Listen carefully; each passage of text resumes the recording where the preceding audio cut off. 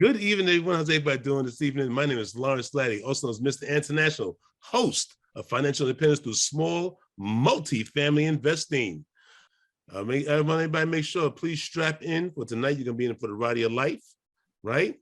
We have 3 guests tonight, right? 3 awesome guests, right? We have Jerome Myers, developer of People, founder of and chief inspiration officer of Dream Catchers. He is also the founder of the Myers Method Development Group and also the founder of the educational arm he calls Myers Methods. Also, he took the red pill, right? Which talks about working from the inside out to change you. We also have Dr. James Bryant, founder and CEO of Better You for You, LLC, a unique leadership and training and peak performance coaching firm. James is also a Maxwell trainer, certified trainer, teacher, and coach. And Logan Freeman, that's right, Mr. Kansas City, right? Let's go Chiefs, right? Key principal and co-founder and chief development officer of STW Investments. Last year, they were on a march toward, I believe it was 100 million in acquisitions last year. And they came just this close, right? Just as close, right? So tonight, these 3 gentlemen, right, are going to talk about what's happening to keep you on track for the next 6 months. Because right now we're at halftime, but tonight we're in the locker room. Whether you're up by 10 or down by 10, it's not over till it's over. So tonight they're going to give us some keys on how to keep it going, right? Whether you're up or whether you're down. Because when I used to play football, the coach always said, keep your foot on their neck, right? That's what he told me, right? So that means you can't take it for the gas pedal. So gentlemen, I don't know how y'all want to do this tonight, because I know they're going to talk about mindset, mind shift. Let's begin with James. How did I know you were going to call on me? I hope everybody is having an absolutely fabulous day. Lawrence, thank you for the opportunity to come to the group and talk to the group. And, you know, for me, when it comes to continuing to get after it, right? You're at halftime, you want to go. You have, going back to the football metaphor, you know, you have the playbook, you have what you want to do, but you're going to achieve success one play at a time. And so you know what it is that you want to, what you want to do is all laid out, but you still have to actually go out and execute. And part of what I have been taking my clients through and talking through is that I want you to dream big, but when it comes to planning, plan small, but not in terms of just the size of what you're going to do, but small steps so that you can continue to gain momentum to keep moving forward. Because those small steps, a lot of small steps as you're gaining momentum will help sustain you towards achieving your goal. So now I'm going to ask Logan, James says small steps. What small steps or missteps did you make when you were on your way at this point here last year? What things have you done? What things you need to change for this next 6 months? Do you need to change for these next 6 months? What small steps do you need to change? Or can be changed? That's a great question. Yeah. Well, first off, I wish my microphone sounded as good as James does. My gosh, you sound fantastic. But here, maybe I'll give you a different perspective. You know, Deborah said she's here for the education. Maybe we take away the periods. Maybe we take away, you know, the quarters. Maybe you're just getting started. Maybe it's your first quarter right now. And I think that's okay. And it's extremely important to always remember. So no matter where you're at in your progress, right now can be that day that you make it. Next time this year is your fourth quarter. So many folks I talk to get caught up on, okay, well, I'm already halfway throughout the year. I'm just going to wrap it up. I'm just going to throw in the towel. And that's the wrong methodology and wrong mindset. You know, what Jerome and I did last year was, you know, if you guys aren't familiar, we did basically a documentary of my life every single week, where he was peeking in and seeing what was going on. What was I doing? What was working? What wasn't working? And I don't even know how many people watched that show. I know Mr. International was all over it, and I appreciated it. But it was an incredible experience for me. And for one reason, it was accountability. And when you have to show up every single week, no matter what was going on in my life, if I had COVID, if I had, something going on, we were having, all kinds of issues, it didn't matter. I was showing up and we were doing that episode every single week, and it was accountability. So that's kind of the first thing I wanted to make sure that we touched on was in if you don't have accountability in your life right now, that is the first thing that you need to get figured out. And there's different ways to do that, right? And a lot of folks here can help you do that. But for me, it started with self-accountability. Jerome and I sat here last year at this time, we were like, man, I got to get my health under wraps, man. I got to get it taken care of. And I'm proud to say, we started that journey. I'm down 40 pounds and I've been able to keep that off. I look a lot different on this video now than we did last year at this time. And it's because we set a plan in place. But here's the thing, on the plans, you don't see the results until 6 months later down the road. I was working my tail off and I was like, man, I'm not losing any weight. But guess what? I started feeling better. I had more energy. I started making these habits. I started stacking these things on a regular basis. And now it's just a part of my life and it keeps the momentum going. So one thing that Darren Hardy always talks about is momentum. And right now, if it is your halftime, and if this is your halftime, it's a time to make alterations, right? I was a collegiate football player very briefly in the NFL as well. And I was always so amazed by my coaches. They would go in during halftime and I was just trying to eat a granola bar or banana and get hydrated up and take a rest. But they were in there strategizing. They were in there making sure that they had the right play to call. They were adjusting. And I think that's really important. But you also need to remember this. In life, when you're trying to achieve things and you've got goals, it's not always about adding something else into your life. Jerome taught me this very well. There's sometimes you got to subtract, and the subtraction is what's going to open up your life. So the question I would pose to everybody here today is, what do you need to remove from your life that's going to open up the possibilities and the opportunities to achieve what you're trying to achieve? So I'd like to present that opportunity to everyone to think about today as well, because so many in our culture, it's like, well, we got a red pill for this, right? We got a blue pill for this. And I'm going to try to take one of these and it's going to fix something. Now, not really. You got to start within. And a lot of times it's about subtraction. So anyways, I'll stop there. I'll let Jerome get on the mic as well, but I just wanted to drop some of that and some of my experiences in place there. Thank you. Jerome, Logan just said something very important. He said adjustments, just making adjustments, right? What adjustments do people who need to make adjustments right now, who are in the first quarter, right, or in the third quarter, whatever quarter they're in, what adjustments do people need to make in their lives if they feel that, like Logan says, some people are ready to throw the towel in? What adjustments do they have to make in their mind to turn things around?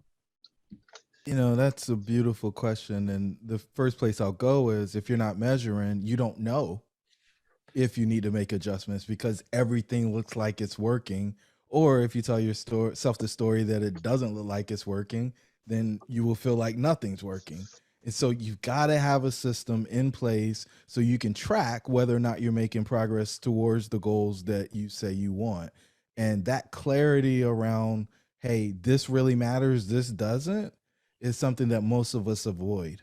We feel like everything's important and we got to do everything all at the same time. What happens is we don't get anything. And if you really drill down, there's a sequence, there's a process to delivering the outcomes that we truly desire. And if you haven't studied that, and there's nobody around you that's forcing you to inspect and question and challenge the things that you're doing, you're going to continue to keep doing what you've been doing. One of the questions I get asked over and over again is, well, how big are you trying to grow your practice? And when I tell people I'm actually working with fewer people this year than I did last year, they get confused, because most people always think bigger is better.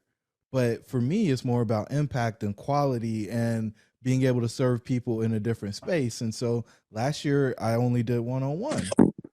This year we've got a mastermind and people are getting crazy results. And like, it's really cool that we're having this conversation because the folks that are in that group, they're going through the 12-week year right now, getting geared up. So for the second half, they're in an all-out sprint to get the year closed in an amazing way. And then we're off cycle. A lot of people, and James picks on folks all the time, who start in January, they're out by February. And we're coming in off cycle. And so we'll be mid-year asking questions, and we'll be able to take advantage of that energy around the year turning in order to blow through and just create these extraordinary results that people talk about. And I want to give Logan a shout out, man, because it didn't matter if it was 5 o'clock in the morning on a Saturday. We figured out how to get that session recorded, and it showed up, and he got the 100 million. He just got it in 15 months instead of 12.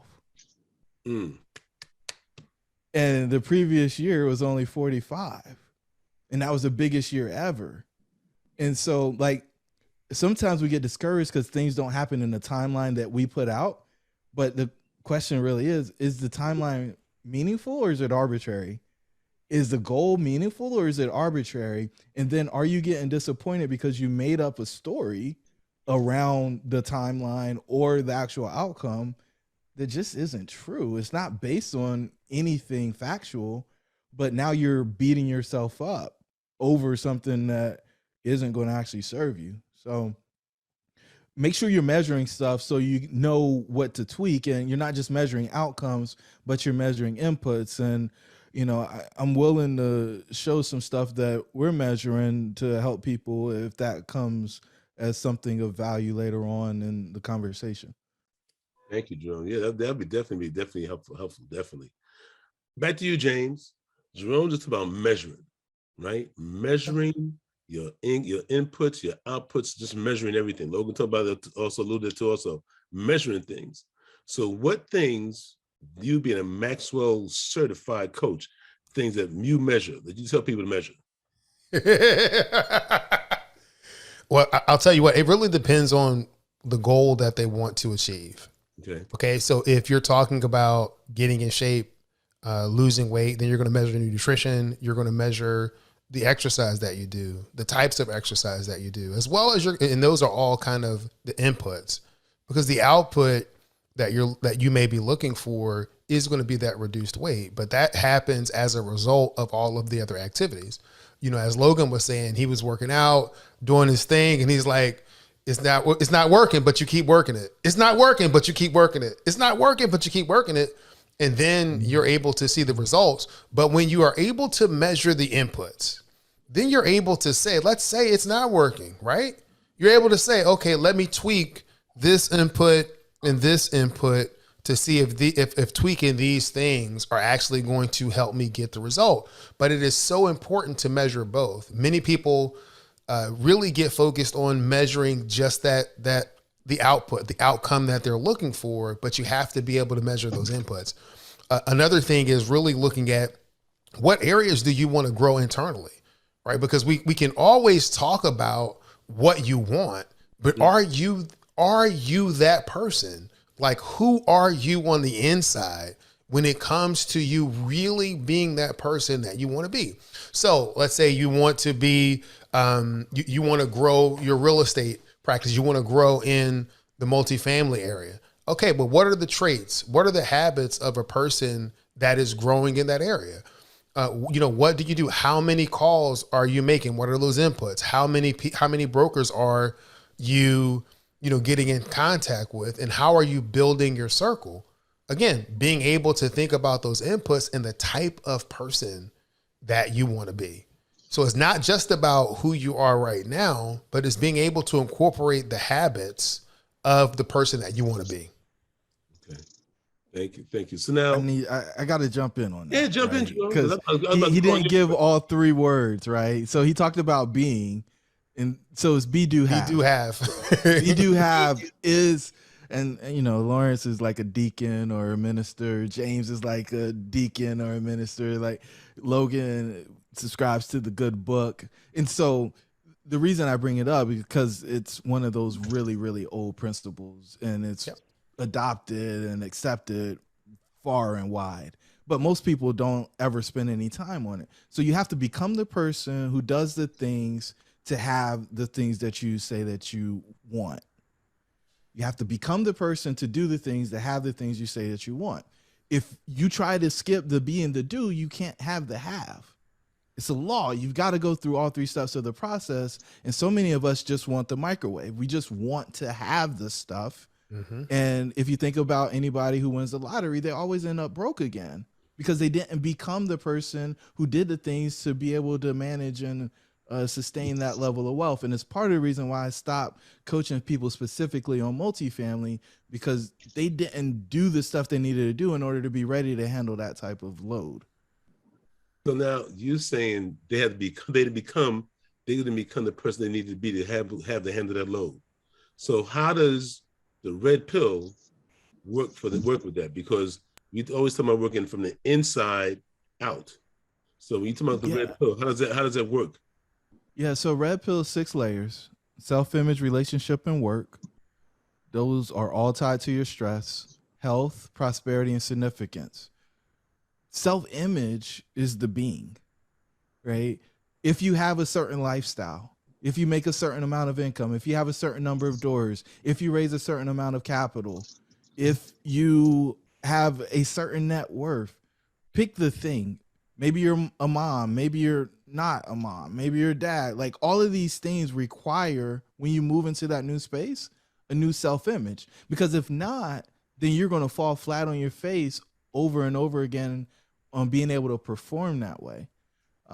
We recorded this episode, so I don't think Logan, I'm going to throw the alley-oop to Logan, and I think he'll dunk it for me because he can jump out the gym. But we talked a lot about being able to swing in and swing out. For him, when he elevated himself, he had to be able to let stuff go with people on his team. He went from being the person doing all this stuff to people on his team being able to do it. And when he went through that transformation, it created issues for him. And so, Logan, I don't know if you're willing to go through that a little bit, but I think it'd be really beneficial for the folks on the call.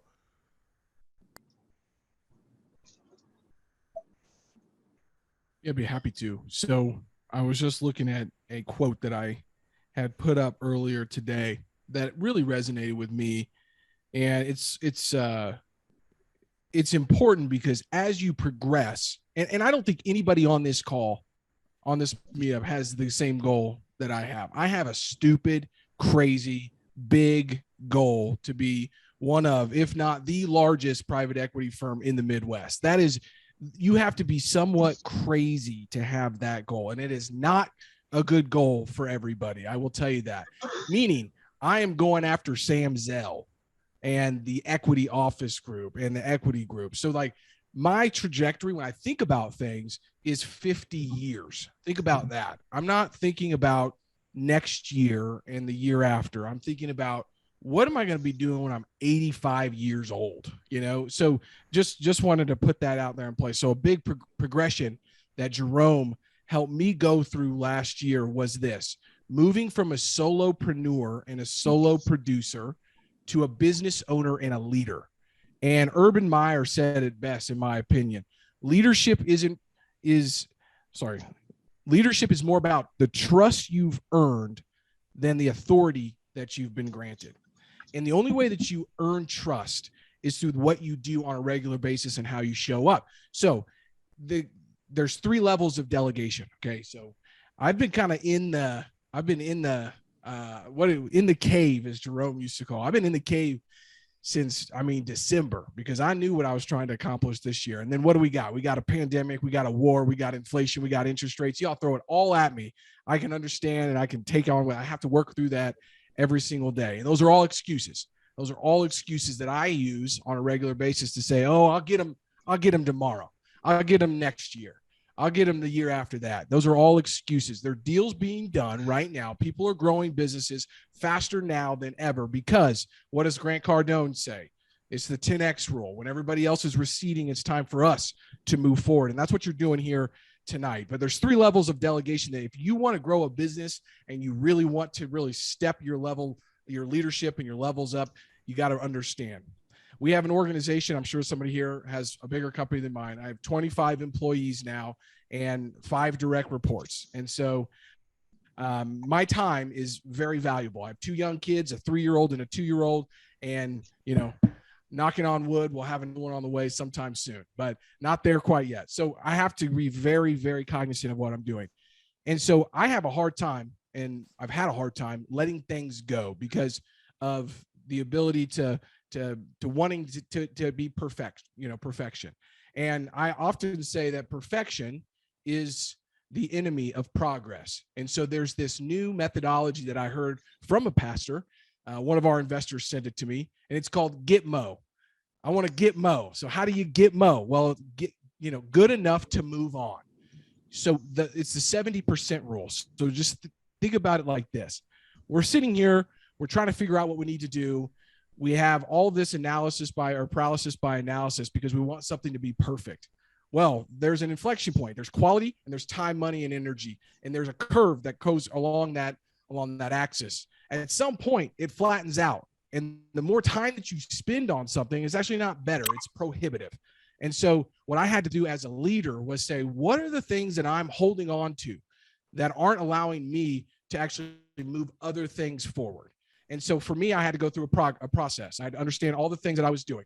And Perry Marshall, in his book, you wrote out the what are the $10 an hour tasks, $100 an hour tasks, $1,000 an hour tasks, and $10,000 an hour tasks. And you got to get yourself into those $10,000 an hour tasks. So you got to understand what that is first. And that's what Jerome was talking about with clarity. But the 3 levels of delegation are directive, meaning you tell somebody exactly what you need them to do and when you need it done.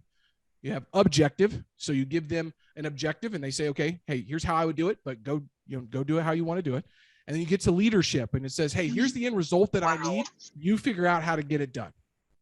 And so when I look at my business and what I'm trying to accomplish, I look at each one of my employees, and each one of them is on a different spectrum of directive, objective, or leadership. I can't start with a brand new person out of college and expect them to be a leader day one, right? So I have had to step back into things, and most of the issues that come up in my business and what I'm trying to accomplish is I'm not leading somebody effectively, and I'm not actually communicating in the right way. So I might be working with somebody who needs directive delegation instead of, and I'm thinking it through them with leadership, and that's not the right capacity that they need to be in. So that's one big piece that I've had to really step back and understand in our business when you're actually working with people to help elevate you, because everybody's like, oh, you just got to delegate and elevate, delegate and elevate.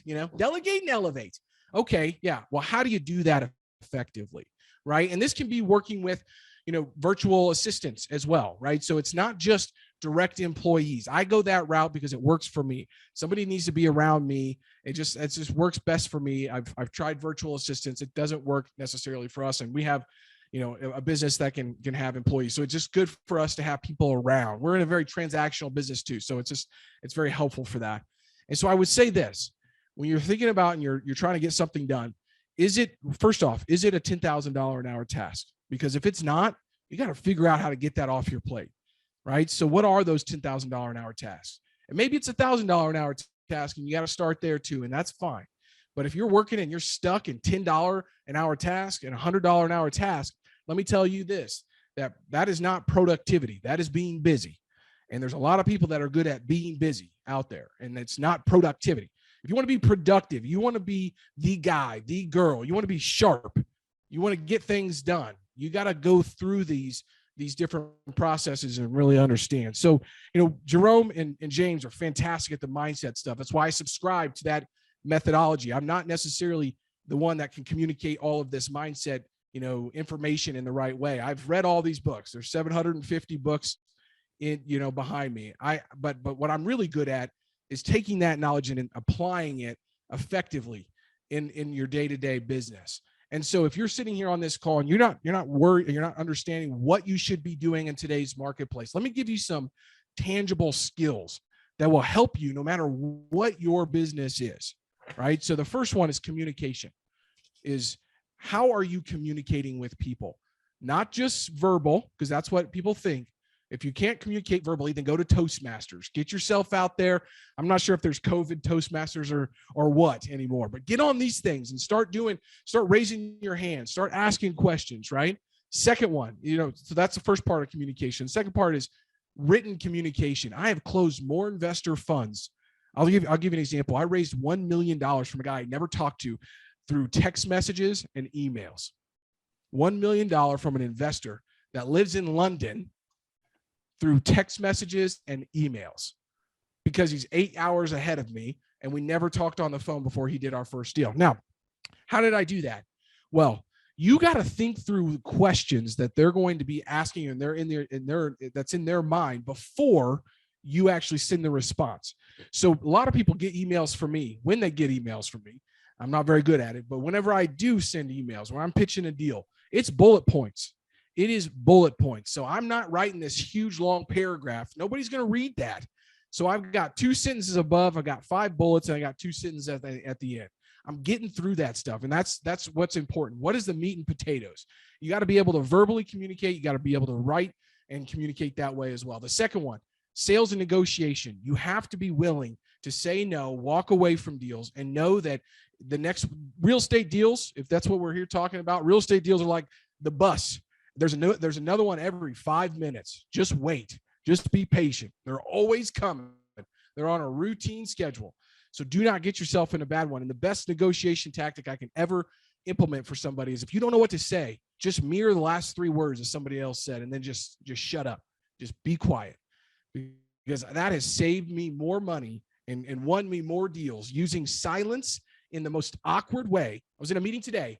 The guy goes, "Hey, how are you doing?" I said, "I'm doing good." I said, "Well, how are you doing?" He said, "Good." I said, "Good." And he just looked at me, and I just stared at him. And then three to 5 seconds later, he just unloads, just goes through it, man. And so never split the difference. You got to use dynamic silence is what it's called. Dynamic silence. And you got to be able to willing to walk away from a deal. What's next? Okay. So the third one is have your stuff wrapped up. What do I mean by this? Well, I own a brokerage. We sell real estate. We buy real estate. We do all this stuff. When I know a deal is going to get done is when I'm talking to somebody and they have everything wrapped up, meaning underwriting's wrapped up, lending is wrapped up, property management's wrapped up, track record's wrapped up, LOI's wrapped up. Everything is wrapped up and ready to go.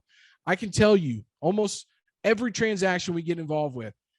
First piece, I have investment committee every Tuesday. So I have to sit in this meeting for 2 hours and look at numbers, which is like the worst thing for me. But we'll have our analysts in there. We had our deal team in there, and they're like, "Hey, we're going to go through this whole underwriting process for all these deals." I look at a deal and I look at the in-place rents and I say, "We'll pay $75,000 a unit for that." After 35 minutes of underwriting, we come back and guess what? We pay $75,000 for that. So just know that type of stuff, right? So what are the things that you're looking for? But the second part is this, is when you're trying to get somebody to do something, persuade somebody, right? Or get somebody to do something. You have to have some energy that you're going to transfer from yourself to that person. How many calls I get on where I can hear somebody's energy in their voice. I can hear their hesitancy. I can hear, let me talk to my business partners. Be very careful with that word as well. Let me talk to my business partners. I can't make a decision right now.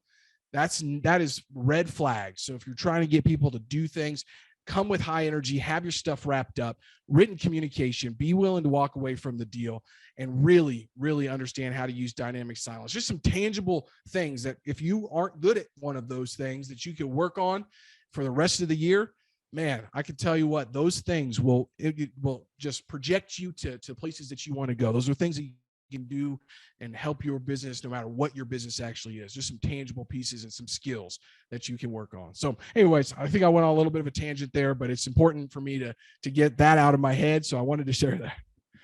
Thank you, Logan. Thank you very much, man. That's a whole lot said right there. I hope everybody I told you, bring your paper, pen, and an open mind tonight, right? And strap in. So, James, Logan talked about silence. Logan talked about communication. He's talking about communication with other people. What in the first half, I was communicating to myself. I was telling myself all sorts of craziness, what you can't do, you can't do this, you can't do that. Oh, things that look too well. Oh my gosh, right? People who talk like that, how can they communicate better with themselves? Well, the first thing I would say is you have to be able to show yourself some compassion, and there's power in self-compassion. So I always tell a story when I talk about this about my youngest son. He was doing something in school. Really, his grade wasn't as good as he thought, and he's over there screaming. He's like, "Oh man, I did such a bad job, and I'm a bad person. I'm a student. Things are going to be horrible." You're like all of this stuff. So I come to him and I say, "Okay, Nate, I have a question for you. You know your best friend? Yeah. What would you say to him if this happened to him?" "Well, Dad, I would tell him that it would be okay. That it's not as bad as he thinks, and that it would actually be okay." And so then my question to him was, "Why don't you say that to yourself?" And he's like, "Oh, yeah, you're right."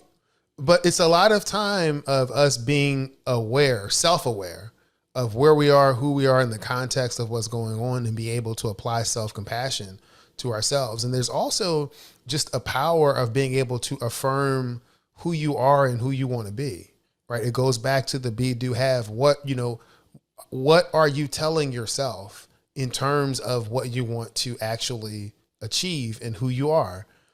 If you do have affirmations, begin to look at those affirmations to make sure that you're coming at them from a positive standpoint, and that there's no negativity that's in there, that you're not coming to that particular affirmation from a position of lack, but that you're really looking at it from the point of view of abundance, right? That's kind of what you want to do. And I will always say that one of the most selfish things that you can do is to not care for yourself, because you do have to care for yourself, whether it is, your business needs, you have to absolutely care for yourself, because if you don't, then you won't be there to help anybody else. You won't be there for your business. You won't be there for your family. You won't be there for the deal that you just absolutely have to have. If you don't care for yourself, you will not be there. And so self-care, self-compassion, I think, are things that we need to continue to incorporate into our language, into our habits, into our practices, if we really want to have sustained success. Thank you. So Jerome, James was talking about self-compassion. We talked about this earlier about grace, right? How do people give themselves grace, right? So this last 6 months, we've been in the locker room, the last 6 months, I don't talk about me, keep it on me. I felt the horse. I wasn't doing certain things. And next thing you know, I'm beating myself up with a stick, right? And you talking about grace. How do you give yourself grace? What are the things you think about that you've done before to give yourself that grace now? The majority of things that I look at in the world simply comes down to this one question: is it serving me? And if you don't treat yourself with grace, you got to figure out how that's serving you. Is it motivating you to take action? What is it doing? I think the majority of the time, all it's doing is keeping you from doing the things that you should be doing. So you didn't do it. Like, you didn't work out today. Okay, you going to work out tomorrow? It's just making a decision to go do that thing. Nobody is perfect. I don't care how good you are. Nobody holds. There's just no real benefit. No real benefit in saying a bunch of negative things to yourself. Acknowledge that you didn't do the thing. If it negatively impacted somebody else, apologize to them, and then move forward. If you can do that and do that alone, you'll be so much further ahead than other people, because let's be clear, the world is negative enough. You don't need to add to it. There's enough headwinds in your life. And if you really look back and you think about where you were, you think about where you are right now, if you've done the best that you knew to do over the past 6 months, you can't say that your life is what it was. And you were probably praying for what you have today back then. And so why would you not have grace for where you are? That doesn't mean that you need to stay where you are.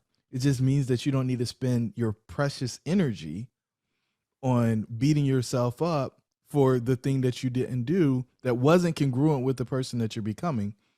And I think that's where we get trapped. We get trapped between the person that we've been and the person that we're becoming.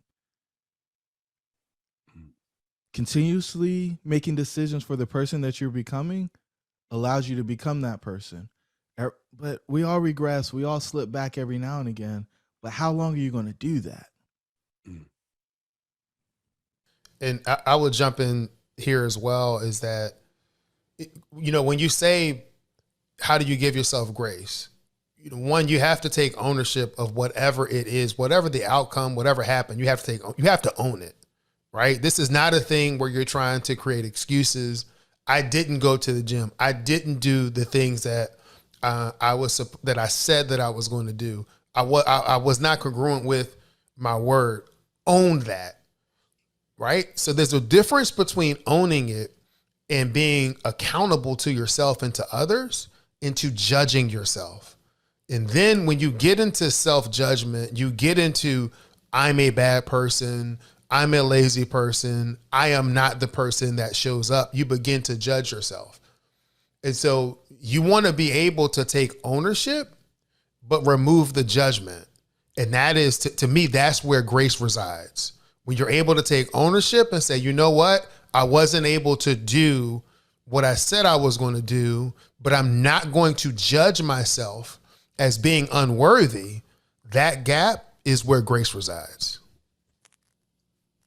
Thank you. Thank you. So, Logan, what are your plans for the next 90 days? I'll first say that I'm probably the worst at giving myself any type of grace. And I think that Jerome knows that very, very intimately and deeply. And it's something that is extremely important. And I can't, as an alpha male, hard charging athlete, I can tell you this: I wore the mask for a long time of, you know, hey, I'm not going to get into my emotions. I'm not going to do this stuff. I'm just gonna beat myself up, and I beat myself into the ground. And you know, that's not productive for anybody. So that stuff that James and Jerome is talking about is so important, especially right now, I think. And there's a lot of ways that we can beat ourselves up easily. So anyways, very important stuff. It will knock you down if you're not careful. And you got to take that very, very seriously. So self-love, and I know Jerome said, is this serving me? For me, our question last year was, what's the purity of intention, right? So like, what intent is this? Is it going to bring me pleasure right now for sleeping in, or am I going to beat myself up later about it, right? So just wanted to add that. I think that's extremely important. 90 days. Well, I'll tell you this.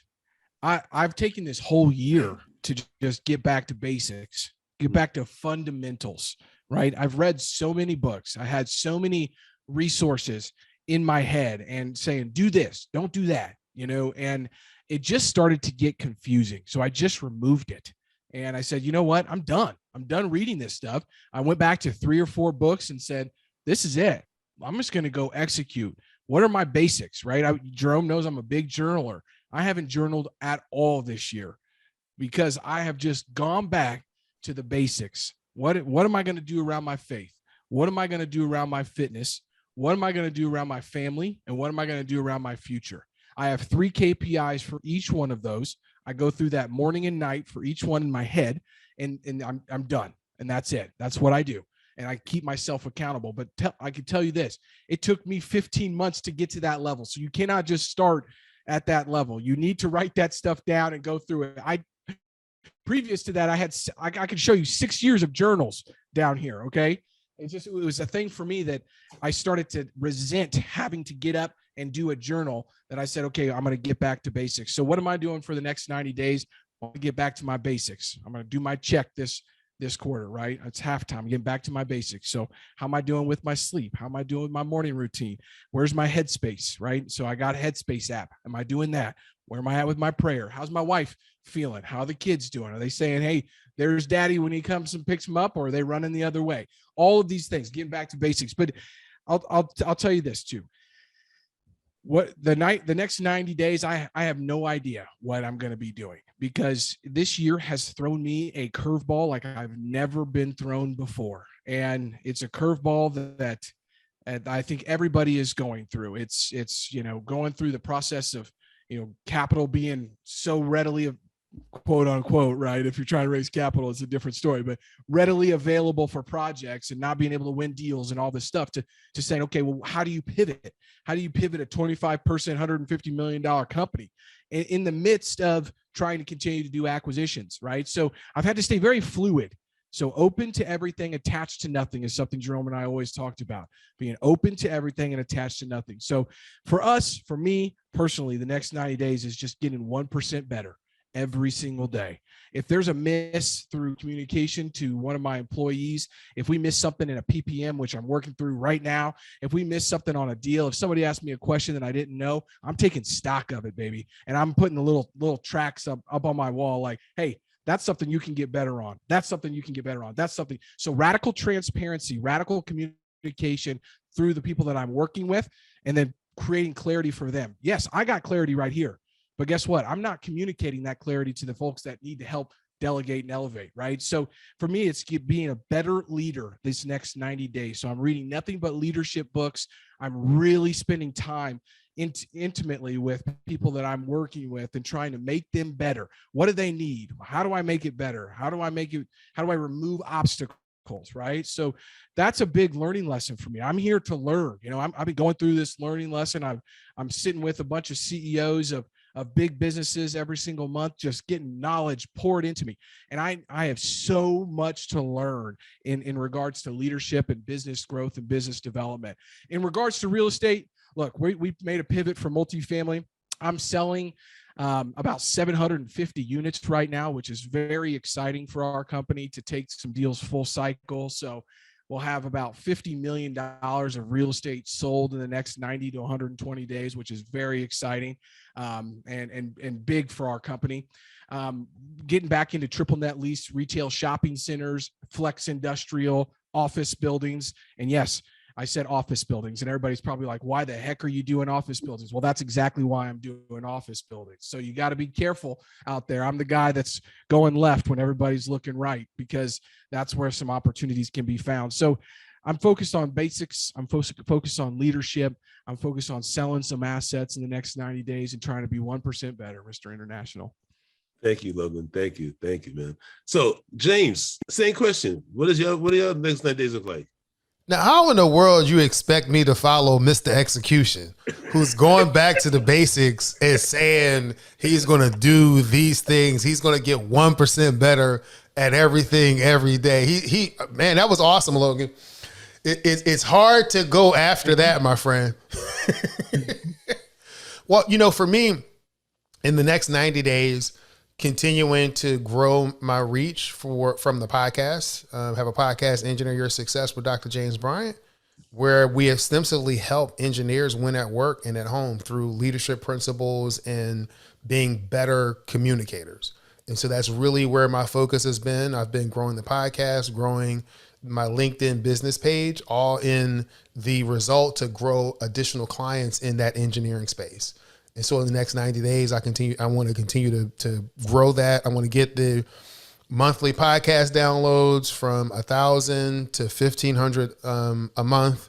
I want to get the business page followers from 500 to 1,000.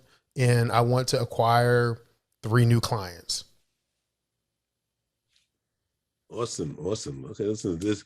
Everybody's hearing this. Right? But this is stuff that's cemented in their head. I'm sure it's on paper too. Okay.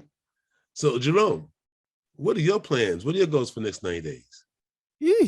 I don't want to go after those guys. They're so precise. They're locked in. They know exactly what they're doing. Look, man, I set goals in the 6 areas, right? So self-image, relationship, work, health, prosperity, and significance. The significance thing, believe it or not, is pretty simple. Just releasing podcast episodes. It's something that I've been doing. I've been continuing to doing, and people, whether they work with me one-on-one or not, get the opportunity to benefit from hearing and learning from people who are doing things at a really high level. And so prosperity wise, I'm gonna take a week off and I'm gonna close a multifamily deal or a development deal that's been circling for a couple of years now. And I think we finally got it to the place where we're gonna close on the land and potentially break ground in pretty short order. Health wise, getting body fat down to 15%. Going to get down 10 pounds. I gained a lot of weight over the past year and I don't like it. And so I finally decided that I'm going to beat the table. I've been losing at the table and I've started making some investments in prepared meals because I was eating out a lot. And it's very clear when the food budget from eating out goes up, so does my weight. So I just decided that I got to win at home and I got to win at the table. And so locked in there, there's a cookie sitting in the kitchen that I haven't eaten. It's been there for 3 days. So I think I'm getting better at it. But, and then on the workplace, there's a few things that are happening. I've been putting this off and off and off. And so there's a multifamily book that has been written. It's been in draft form and I just need to get that published.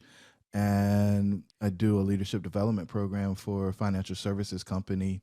And we've been doing that for a year. It's been going well. We're going to look to get that extended and probably expanded. On the relationship front, taking the kids on summer vacation, doing some special things for my partner. She gets flowers and massages, which I think is pretty exciting for her. And we're going to take a trip away. In fact, we're leaving tomorrow. And then on the self-image piece, meditating affirmations. And those two things do a great job for me in keeping my mindset right and keeping me clear and focused on what's supposed to happen.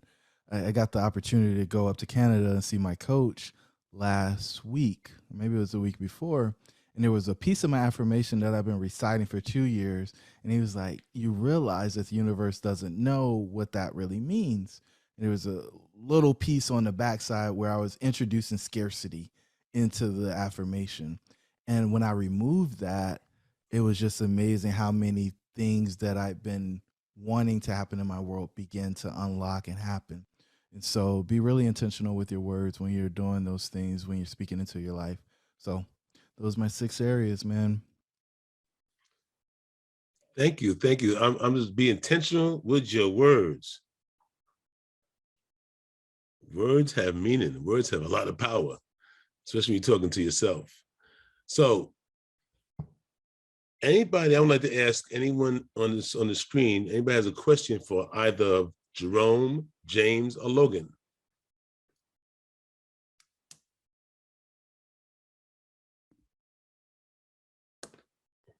We got a question. Go ahead. Go ahead, James. All right. By the way, great nuggets there, guys. All very powerful stuff. I appreciate your time. One of my biggest challenges in growing my business, and it still remains to be, is just balancing my real estate with my W-2. I'm trying different ways to do it. I'm trying to just devote my weekends, nights, but I still struggle with that. What type of advice might you have on balancing the day job with my real estate? Don't try to balance it. Is going to be my answer. Balance means zero, no progress.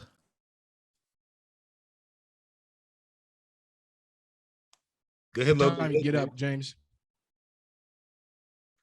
What'd you say, Logan? What time you get up, James? Oh, what time? I get up at 5 a.m. Get up at 4. Who is that? You look? Is that you, Logan? I didn't see you. That's you? Yeah, it's get up at 4. All right, I hear you. For 6 years, I got up between 3:30 and 4 a.m. while I had a W-2 job, and I was working. So you if you can't find more time, you have to get out of balance. If you're trying to build something, go back to if you haven't read The One Thing by Gary Keller. It's a phenomenal book where he talks about this counterbalance, and really there is no balance in life. And so understanding that you're going to have to give something up to create something great is their first realization. And so I have found for me that working in the evenings is not really conducive to my own my own well-being. So I just continually work to get up earlier every single day. Now, I understand if you're a multifamily investor, you can't call brokers at 3:30 in the morning, right? I get that. You can't call those folks. You can't have that communication with them, but you can send emails. You can do things like that. And that really opened up possibilities for me in regards to just creating more time. Weekends are great too. Obviously, I'm not sure what your setup is, but that's important. But it's also important to give yourself some grace, like we talked about earlier. But the W-2 thing with running a business is not easy. And so that's another realization. It's gonna be very difficult to do, right? And I always tell folks that I win because it's my full-time job, right? And so when people ask me, hey, are you going to go down to Dallas or Florida to do deals? And I'm like, no, because I can't win there right now. And so you're going to have to find time to be able to win. And when you can win is either in the mornings early on, or if you're a late night person, maybe evenings as well. And that's the first part. Second part is, what do you need to do during those hours to be successful? Is it outreach? Is it learning? Is it education? Is it underwriting? What is it? Find out what that is and then schedule those things and make sure you're very intentional about that time. But I would just say that it's going to take time, because you got guys like me, gals like other people that are doing it full time, that are working on it full time. So you got to be just that much more intentional and that much better. But I would agree with Jerome and say it's not necessarily balance. It's definitely a counterbalance. And be patient. Be patient too. Yeah, and what I would add to that is not so much about balance, counterbalance. You're not going to be able to have balancing them both. But what I will say is that if you're not careful, then life will get totally out of balance in the wrong way. So if you are not taking the time and putting boundaries around what your family needs, I don't know, what you need to be able to grow as a person, that is the thing that we often lose sight of, right? Because we want to grow the business. We got to grow the business. We want to do the W-2, and we're burning ourselves up, right? We're burning ourselves out because we don't think of ourselves as that valuable, precious part of what we need. But if you do not care for yourself, there won't be no business. There won't be nothing else that you can do. So don't lose sight of that. Yes, get up early. And then the other thing is, how fast do you want to grow? How big do you want this thing to be? And then begin to determine the steps that you need to take to get there. Determine who you need to be. Determine, do you need to spend some additional money to get a virtual assistant or to get someone else to do some of those tasks? So when we talk about this, when you have a W-2 and you have a business, and there are things that you're going to have to, they're things that you have to kind of give up. One of those things may be, hey, if you want to do everything, your business isn't going to grow as fast as you want. If you want your business to grow fast, then maybe you need to figure out ways in which you can delegate in order to have the growth that you want, but do not forget about yourself.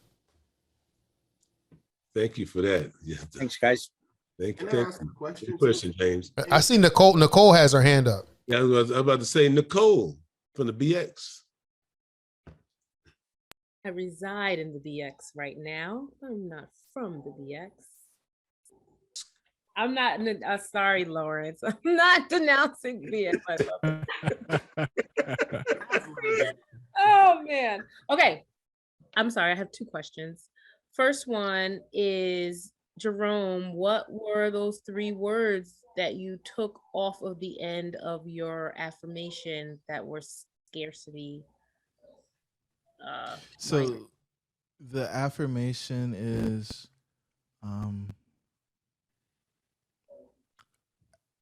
money comes to me in excess of what I need before I need it.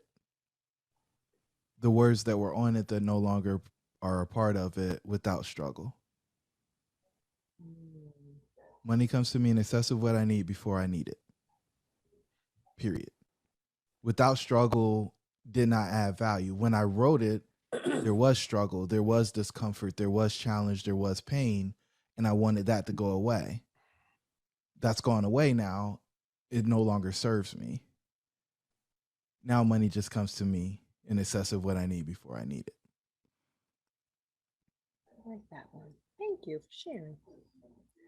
Second question. Logan, I know you mentioned something about scaling up from being a solopreneur and being like the only one running your business to getting additional team members. What's your best advice to like how someone should start that process? Especially if you still have a W-2 and I can't do it full time, like I'm not opposed to VAs if possible, but just looking at what are the probably the best people to bring on first to let you start scaling up when it comes to additional team. Yeah, I'd have to ask a lot of clarifying questions to really to dive into it. But and everybody's frozen on my screen. Can you guys hear me okay? I just want to make sure I'm not talking into the abyss. We hear you. Hear We hear you. you. Okay, cool. So I would do this. I would get and I could probably drop this to Lawrence. I got a template. I'm not a conceptual guy. I have to have something that's tangible. And so any concepts out of a book get into a document, and there's something that I can reproduce and see, because that's super important for me in the way that I learn.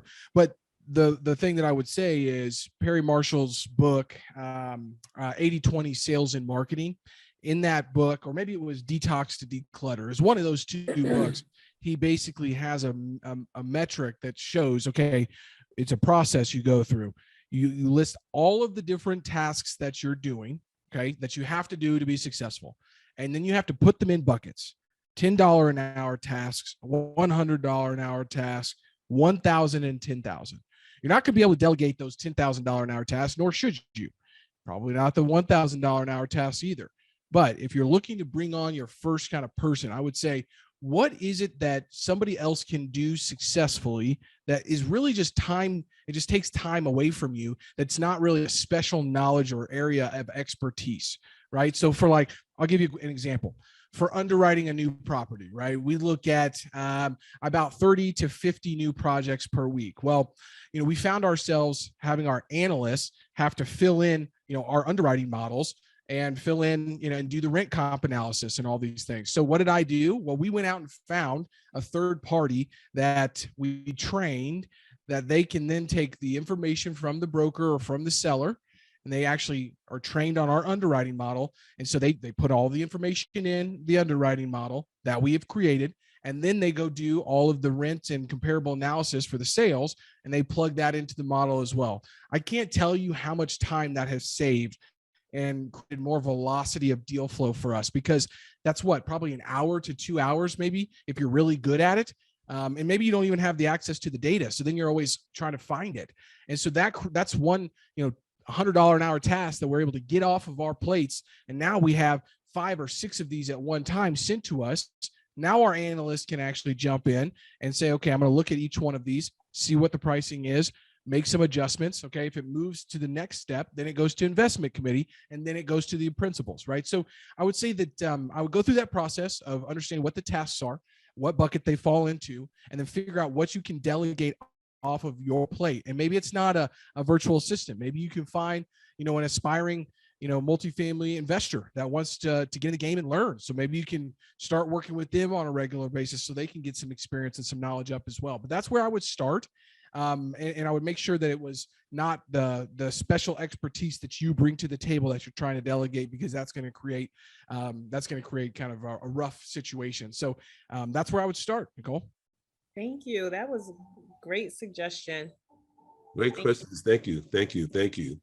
Rachel Jones wants to know from all the three guests, right? Jerome, James, and Logan. How much time do each of you spend each week on self-reflection and strategy versus execution? We're going to start with James. Man, I would say on self-reflection, I have my morning routine includes a good 45 minutes.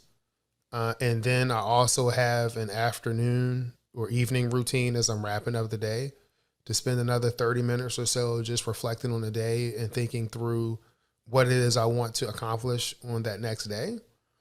And the rest of the day is mostly intermittent time blocks of execution between all of the different things that I have, going on.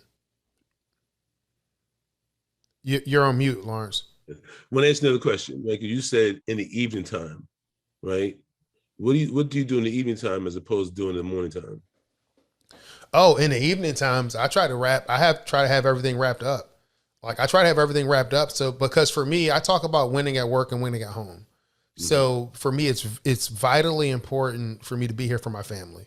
We have 2 boys, my wife, and so I try to have everything kind of worked through so that when it comes time for dinner, we're able to sit down, we're able to have dinner. I'm not thinking about the phone call or the other client or whatever else is going on.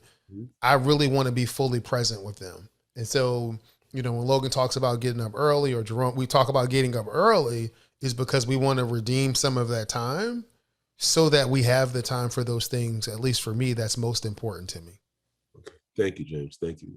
Jerome, same question. How much time do you spend each week on self-reflection and strategy versus execution?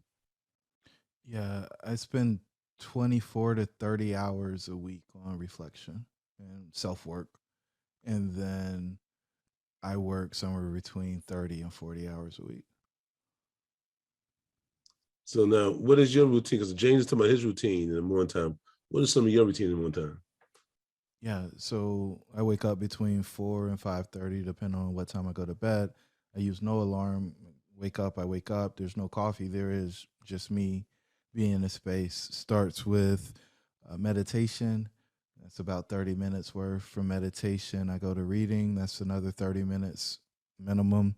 From there, we go to journaling, and that fluctuates between 15 and 45 minutes. Then there's working out or moving the body for another hour, sometimes a little bit more, depending on how far I go. And then there's some type of education that happens on the backside, whether it's a podcast, audiobook, reading something via email, whatever it is. Sometimes I get articles, videos on YouTube, whatever the thing is. And we just roll through that on a continual basis, putting more in, becoming that new person.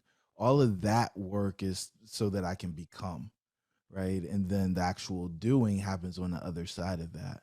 And then naturally the having flows. And so you'll hear a lot of people talk about working 60, 80 hours a week, but how effective are you? How productive are you? You're busy, or you're just sitting there guarding the desk so you can say you did a thing as a badge of honor. But when you come in and you've got, James and I call it printing. And so you did all this mental work, and then it's time to actually produce, and it just flows through you. And it's almost as if you're a conduit and you just happen to be the vessel where the message is coming from, instead of it actually being something that you produce. And that's the space that I try to spend the most time in. And it's also something that's really important when I'm working with clients, because I may not need the thing that I consume, but they might, right? That Perry Marshall, page 20 in this Detox, Declutter, Dominate, it sits right there. And Logan called it out, and we're able to give that reference to you right away, so that if you want to go dig deeper, and I mean, it's a pretty slim book. I mean, you can read it in a day, but you can't apply everything that's in it in a day. Thank you. Thank you. Like that. You can't apply it in a day. It means you got to work on it. Logan, same thing, but just how much time do you spend each week on each day on self-reflection and strategy versus execution? And how does that work now? Because you say you're going back to basics, right? So how does that find with you going back to basics now?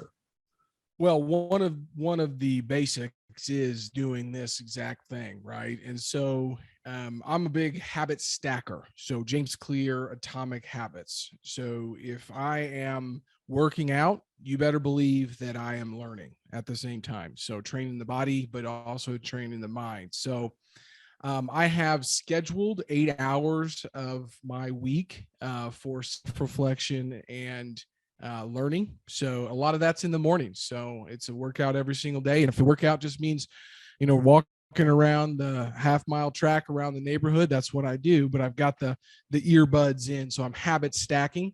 So that's the first part. And typically, that is listening to an audiobook or a podcast for me.